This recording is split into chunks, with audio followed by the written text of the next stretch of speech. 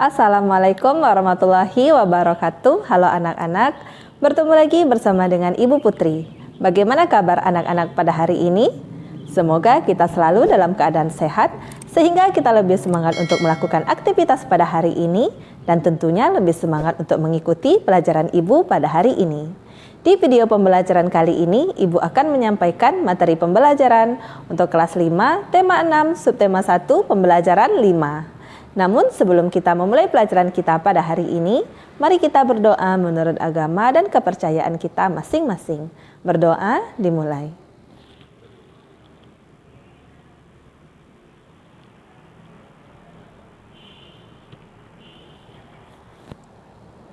Berdoa selesai. Tujuan pembelajaran kita pada hari ini yaitu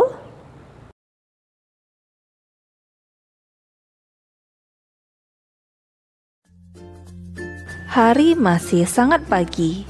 Siti terbangun karena mendengar suara azan subuh dari musola. Siti segera menunaikan kewajibannya untuk sholat.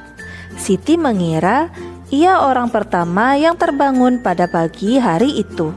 Ternyata ia melihat ibu sudah berada di dapur. Setelah melakukan sholat subuh, Siti menghampiri ibunya yang sedang menyalakan kompor. Siti melihat ibu sedang memasak air pada dua panci yang berbeda. Panci pertama yang berukuran lebih besar berisi air setengah penuh. Air di panci pertama akan digunakan ibu untuk merebus sayur. Panci kedua berukuran lebih kecil berisi air yang hampir penuh. Panci kedua akan digunakan ibu untuk membuat teh. Siti menduga-duga air dalam panci manakah yang akan mendidih lebih cepat. Diam-diam Siti melakukan pengamatan sambil membantu ibunya menyiapkan sarapan. Perhatikanlah gambar berikut ini. Bagaimanakah ukuran kedua panci tersebut? Ukuran kedua panci berbeda. Panci A lebih besar dari panci B. Manakah panci yang berisi air lebih banyak? A atau B? Panci A berisi air lebih banyak. Jika kedua panci berisi air itu dididihkan, panci manakah yang akan memerlukan waktu lebih lama untuk mendidihkan air di dalamnya? Panci A tentu membutuhkan waktu yang lebih lama dari panci B. Mengapa? Karena jumlah air dalam panci A lebih banyak daripada air yang ada di panci B.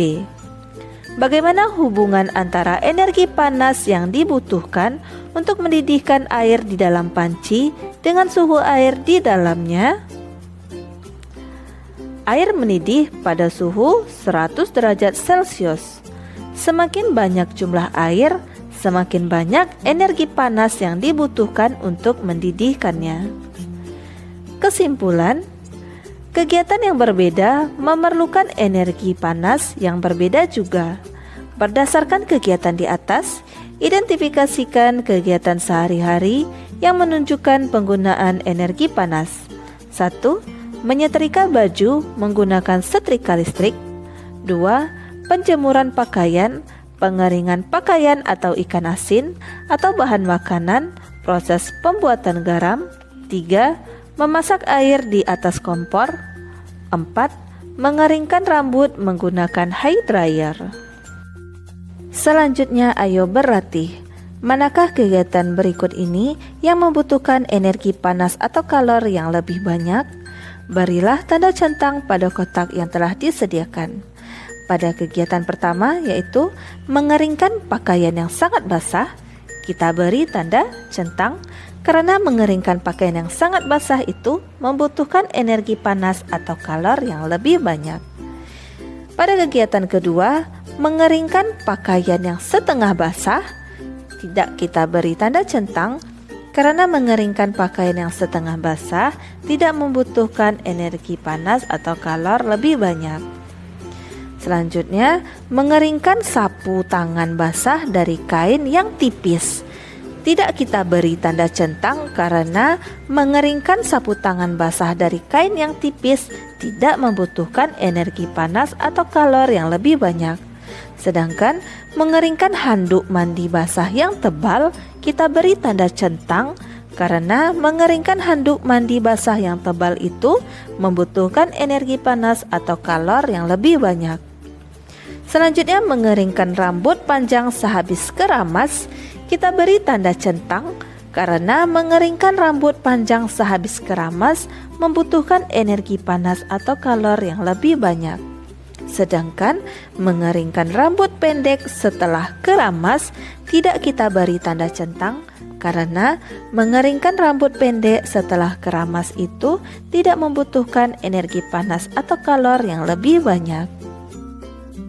Perubahan akibat perubahan suhu. Suhu menunjukkan derajat panas benda. Semakin tinggi suhu suatu benda, semakin panas benda tersebut. Suhu menunjukkan energi yang dimiliki oleh suatu benda. Energi panas dapat mengubah benda. Beberapa benda akan mengalami pemuaian.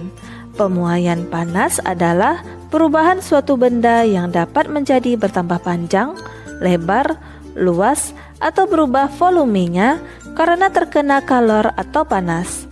Tetapi sebaliknya, benda dapat mengalami penyusutan. Penyusutan adalah perubahan suatu benda yang menjadi berkurangnya panjang, lebar, dan luas karena terkena suhu dingin. Pemuaian dan penyusutan bisa terjadi pada logam, udara, dan air. Berikut ini adalah beberapa contoh pemuaian dan penyusutan benda karena perubahan suhu dalam kehidupan sehari-hari. 1. Pemasangan kaca jendela. Pernahkah kamu mengamati posisi kaca yang terpasang pada jendela? Atau mungkin kamu pernah melihat proses pemasangan kaca jendela yang dilakukan oleh tukang kayu? Para tukang kayu selalu merancang ukuran bingkai jendela yang sedikit lebih lebar dari ukuran sebenarnya. Mengapa harus demikian? Hal ini dilakukan oleh tukang kayu dengan tujuan untuk memberikan ruang pemuaian bagi kaca yang terkena panas. Jika bingkai jendela tidak diberi ruang pemuaian, maka ketika terkena panas akan mengakibatkan kaca menjadi retak atau bahkan pecah. Selain itu, untuk menghindari keretakan kaca saat ada bunyi yang menggelegar seperti ketika ada petir atau bunyi keras lainnya. 2. Ban sepeda atau motor dan mobil. Tahukah kamu apa yang terjadi ketika kamu memompa udara terlalu banyak ke dalam ban sepedamu? Jika ban sepeda motor, dan ban mobil diisi udara terlalu banyak, maka ban akan mengeras dan menjadi tidak nyaman dikendarai. Selain itu, mengisi udara terlalu penuh ke dalam ban sepeda atau mobil akan membahayakan pengemudinya. Ban yang diisi terlalu banyak udara dapat meletus dan dapat mengakibatkan kecelakaan. Hal ini disebabkan karena udara di dalam ban dapat memuai karena panas. 3. Kawat atau kabel listrik dan telepon.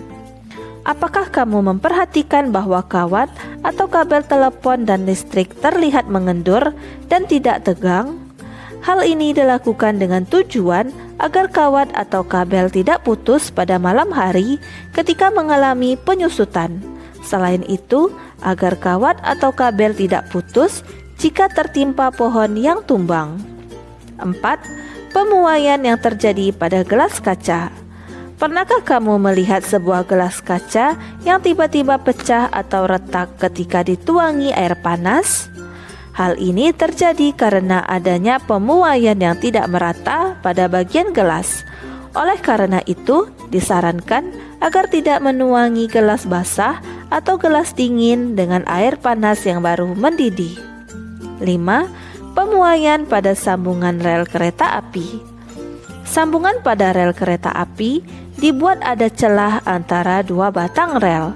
Hal ini dilakukan untuk memberikan ruang muai sehingga saat terkena panas, rel tersebut tidak melengkung. Rel yang melengkung akan membahayakan gerbong kereta yang melewatinya. 6. Penggunaan termometer. Tahukah kamu cara menggunakan termometer klinis atau termometer badan? termometer akan ditempelkan ke beberapa bagian tubuh seperti dalam mulut atau ketiak. Tujuannya adalah untuk mengukur suhu panas tubuh. Setelah beberapa lama, cairan di dalam termometer akan terjadi pemuaian setelah mendapatkan panas dari tubuh. Cairan akan berhenti pada angka tertentu untuk menunjukkan suhu tubuh. Ketika termometer tidak digunakan, akan kembali turun karena mengalami penyusutan. Setelah kita membaca bacaan teks di atas dengan seksama, selanjutnya mari kita mengisi tabel berikut ini mengenai hal-hal yang telah kita ketahui tentang paragraf-paragraf pada bacaan di atas. Pada paragraf pertama berisi tentang benda akan memuai jika dipanaskan dan menyusut jika didinginkan. Pada paragraf kedua berisi tentang contoh pemuaian dan penyusutan benda akibat suhu. Pada paragraf ketiga berisi tentang bingkai jendela dibuat lebih lebar dari ukuran sebenarnya untuk ruang muai. Pada paragraf keempat berisi tentang udara di dalam ban dapat memuai karena panas. Pada paragraf kelima berisi tentang kawat atau kabel dipasang kendur agar tidak putus saat memuai. Pada paragraf keenam berisi tentang pemuaian terjadi ketika gelas dituangi air panas.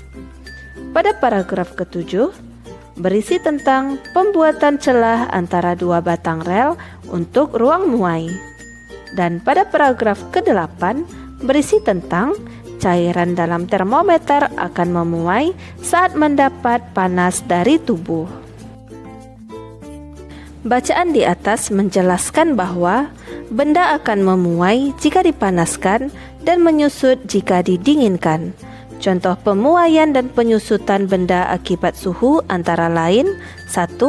Bingkai jendela dibuat sedikit lebih lebar dari ukuran sebenarnya untuk ruang muai. 2. Udara di dalam ban dapat memuai karena panas. 3. Kawat atau kabel dipasang kendur agar tidak putus saat memuai. 4. Pemuaian terjadi ketika gelas dituangi air panas. 5. Pembuatan celah antara dua batang rel untuk ruang muai.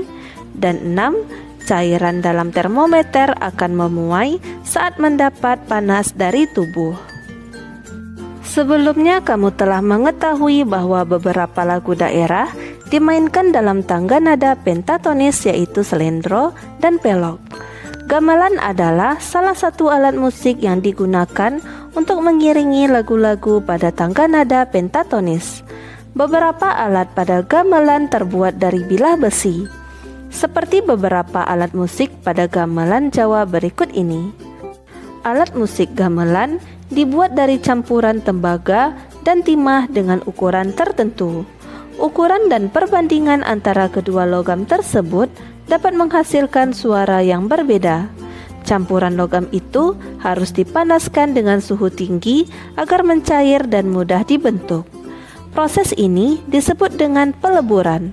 Paduan suara yang dihasilkan oleh alat-alat musik tersebut terdengar harmonis untuk mengiringi lagu-lagu yang dimainkan pada laras, slendro, atau pelok. Perhatikan lagu daerah di bawah ini dengan seksama. Perhatikanlah lagu daerah di bawah ini dengan seksama, lalu tentukanlah tangga nada yang digunakan. Mari kita lengkapi tabel berikut ini untuk mengetahui lebih banyak tentang lagu daerah pada halaman 56. Judul lagu Cincang Keling.